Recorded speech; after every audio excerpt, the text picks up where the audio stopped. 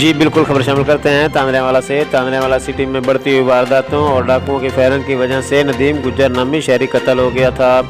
इस वजह से तांदरेवाला बार एसोसिएशन और तांदरेवाला सिटी के ताजरों की तरफ से भी एहतजाज और मुकम्मल शटर हड़ताल की गई थी और तांदरेवाला की इंतजामिया एसपी सदर डीएसपी एसएचओ से मुज़ाकरात के बाद ताजरान ने हड़ताल ख़त्म कर दी और एसपी सदर तांदरेवाला अब्दुल लतीफ़ तैर ने मुज़ाकरात करते हुए कहा कि हमें चंद दिनों का टाइम दें, हम जल्द मुलज़िम गिरफ्तार कर लेंगे। तांदरेवाला पुलिस की कोशिशों की वजह से मुलज़िम गिरफ्तार कर लिए गए। आज एसपी सदर Abdul Latif Tair, DSP Nasir Mushtaq, SHO city Parvez Roya, SHO सदर आसिफ नदीम भट्ट का, सदर अंजुमन ताजरान मकसूद अहमद भट्ट के अलावा तांदरेवाला के ताजरान और सियासी व समाजी शख्सियात और तांदरेवाला के शहरियों ने एसपी सदर, डीएसपी, एसएचओज़ पर मई चौक और हैदर चौक में फूलों की पत्तियां निशावर की और फूलों के हार और माला पहनाई और उनका वालियाना इस्तकबाल किया और तांदरेवाला पुलिस की कारकर्दगी को सराहा और खराज तहसीन पेश किया। तांदरेवाला एसपी सदर अब्दुल लतीफ़ तैर ने मीडिया से गुफ्तगू करते हुए क्या कहा, ये सुनते हैं। जी, मैं बेहद मशकूर हाँ तांदरेवाला दी तमाम ताजर तंजीमां, मोबाइल मार्केट, मकसूद भट्ट साहब, बाकी तमाम अहबाब इंतहाई मशकूर हाँ कि उन्होंने इज़्ज़त अफजाई का मौका दिता और मकामी मीडिया इन्होंने सारे के तावन का बेहद मशकूर हैं। थोनू याद होएगा कि चंद दिन पहले इसे चौक दे विच खड़े होकर मैं वादा किया सी कि जी असा पूरी कोशिश करके असा नज़दीक तक पहुँच चुके हैं और वो इन्फॉर्मेशन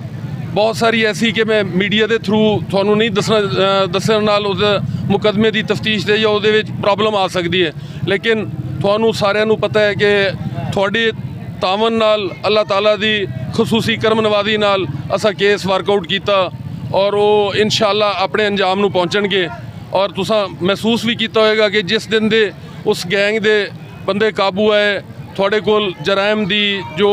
कैश स्नैचिंग या उहदी शरह दे विच वादे कमी आई है और इंशाअल्लाह मैं और मेरी तमाम टीम, डीएसपी साहब, एसएचओ साहबान, इन्हां दी अनथक कोशिशां और अनथक मेहनत पूरी रात जाग के असा इस केस उत्ते काम किया और अल्लाह ताला ने साड़ी रहनुमाई फरमाई और सानू कामयाबी दी। और मैं तमाम हमायदीन, तमाम जिहड़े तंजीमां ने शहर दियां, मैं उन्हां सारियां दा बेहद ममनून हाँ कि उन्होंने इस मुकदमे दे तफ्तीश के दौरान उन्हों का मुकम्मल तावन सानू हासिल रहा और उन्हों दी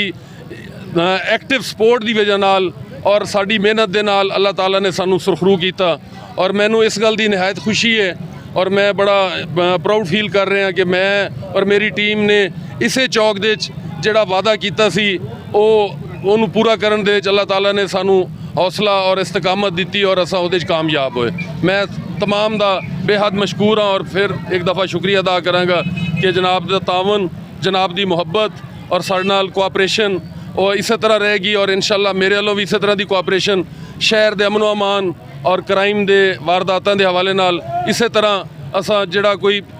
गंदा आदमी जिहड़ा कोई जुर्म करेगा वो अपने कैफरे किरदार तक उन्होंने पहुँचावांगे।